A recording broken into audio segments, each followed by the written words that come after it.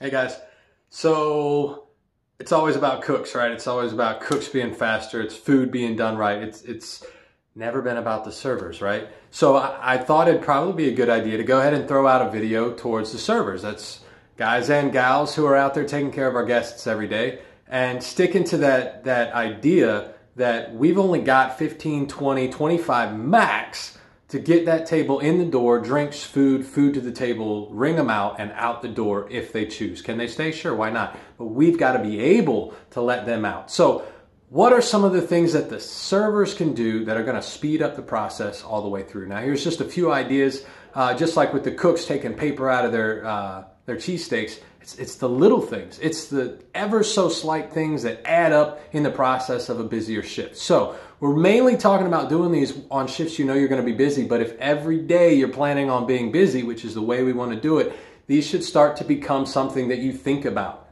Will you need it? How many will you need to do? And so on. So every store should have extra ketchup bottles because every table, when a customer sits down, should have a full ketchup bottle every time. Every customer gets the same experience every single time. So how do you do that? Do you fill up every ketchup bottle when you bust a table? No, we don't have time for that. So you should have bottles sitting out that are readily available, that when you bust a table, you always replace that ketchup. There should never be a ketchup bottle half full. It should always be replaced when the table is bust. Not when the customer goes, I'm out of ketchup, can I get another one? When the table is bust. So that's one thing, have them already ready. Have enough that you need so that you can switch those out and then continue to marry them to continue to have bottles filled up, but continue to also do your process of filling those bottles up during the rush. Milkshakes. You know, there are certain days you know you're going to sell a lot of milkshakes, and milkshakes are a process. Can we speed that process up? Here's an example of how. Go ahead and have some cups with milkshake mix already in them. That's step one, the pouring, the getting the cup out, going to get it, and pouring it. Have them in the cooler underneath your custard, ready to go. Possibly even with 1 to 2 scoops, some vanilla and some chocolate. So all you have to do is add toppings, put another scoop on there, and spin it. Do we do this all the time? No, just like you don't always have a burger on the grill cooking. But if you know you're going to be busy, and here's where I say this, what happens at 12 o'clock every day? I say this to the cooks all the time because they always forget that there's a moment in our business where we do get busy. And if there's no pressure, we have a problem with too many staff. So we want pressure and we want they should have a milkshake in their hand the second after they ask it. That's the idea that we've got here. So having a couple already ready to go with the milk in there is an idea that you can have.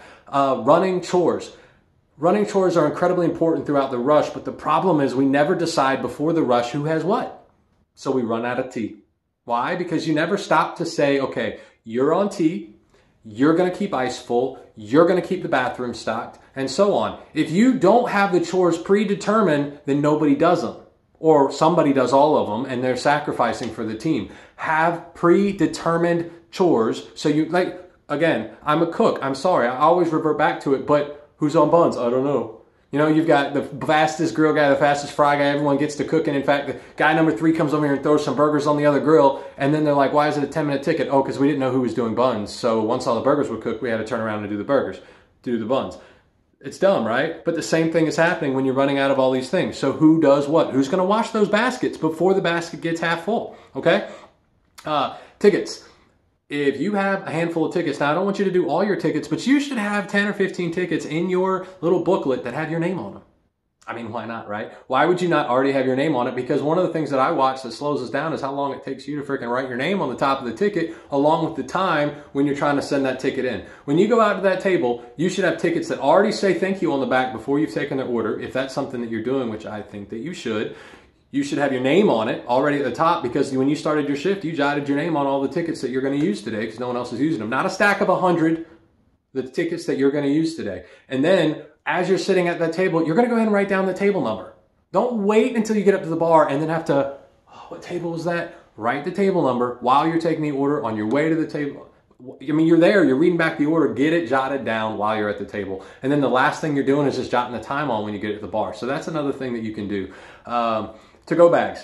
you're going to have to go orders, and you're going to have to walk over there and get a bag, and you're going to have to open the bag, then you're going to have to put the burger in. So why not have 3 or 4 bags ready to go? You know, and every time you walk by the bar and you don't see any bags up there, you make a couple more bags. Cooks have 2 or 3 bags, and you know what? They're probably going to need napkins, right? So put the napkins in there. Go ahead and have them preloaded, ready to go, so that all you do is throw the food in there and the food is ready to go. Cut your corners. Why not think about these things? Cups. Cups should have ice, just like burgers should have a rotation. So if you're cooking 2 or 3 burgers ahead so that you've got a couple burgers sitting over there waiting for the next customer, is the customer going to get a drink with ice? Oh, I don't know. Oh, wait, no, I do. They are. A table of 4 walks in. Should there be 4 cups of ice sitting somewhere? A lot of times that's what I say to the cooks. You know, the first group come in and we don't have any tickets, so I say go make cups of ice. Because just the act of scooping a cup and putting the ice in it is a process that we can slim down. So having 3 or 4 cups with the right amount of ice for the drinks that you're doing is a great idea. Next is go ahead and put water in some of them. Does your store sell water? Do you have to sit there and press the little thing? Or can we make the water in advance? It's not going bad. It's not going to get watered down from the ice. Am I right about this? So go ahead and have a water rotation to some extent. Have 1 or 2 cups of water already ready to go. How can that speed you up? What about having cups of ice already near the oranges and lemons? Why not have 3, 4, 5 cups near the oranges and lemons? Just like the burgers have a rotation, a process, fill the cup up with ice, run over to the orange and lemonades, then use the other cup that's already there, because at some point you will get so busy that you're going to wish that cup was there and you can use it. So have these in a rotation. Same thing with the water. Whenever you're finding these extra opportunities, have a little rotation going of some of these things so that you don't have to do it later. Next, we've got lemons. Lemons can be in a small 1/9 pan. 1/9 is the small one that you use for pimento cheese. If you ask a cook what pimento cheese is in, if you cut a lemon for a drink that we don't offer lemons for, which we don't, you should not be saying, would you like lemon with your water? Would you like lemon with your tea? Because that's a no-no. But when they ask for it specifically and you need it, you don't cut one piece, you cut the whole lemon.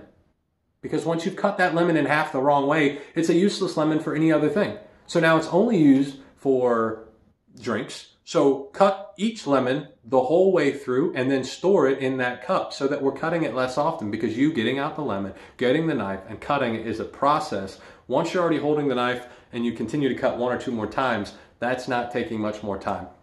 I never want to see more than like 1 lemon in that dish. I don't want it overflowing with lemons because, again, we don't offer them. But have what you need so that we're not cutting in a rush and, again, speeding up the process.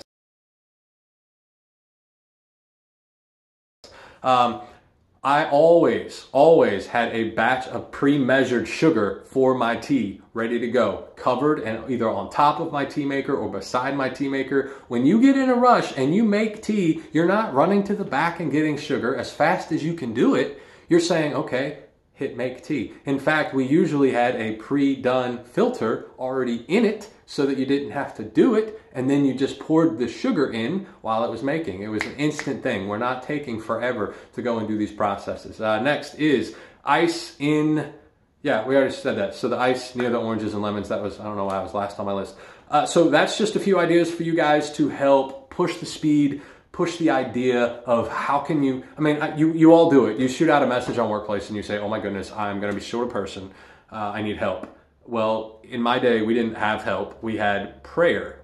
And so this is a little help of prayer. This is things that you can do to prepare yourself for the rush that you're going to have and push it out fast as you can. Start getting that mentality. We're not a sit-down restaurant where you just take your chill time. We are in the door, out the door, get them out. Let me see some of these things in action, primarily on your big shifts, Friday night, Saturday, Sunday. Let's see how fast we can do it and see how easy your shift can become, all right? Let me know how it works, and if you've got other ideas, put them underneath this video because your ideas are the ones that make this happen. I am only one person, and it's been a minute since I waited tables, and you know that. So shoot me what you got, all right, guys? Have fun.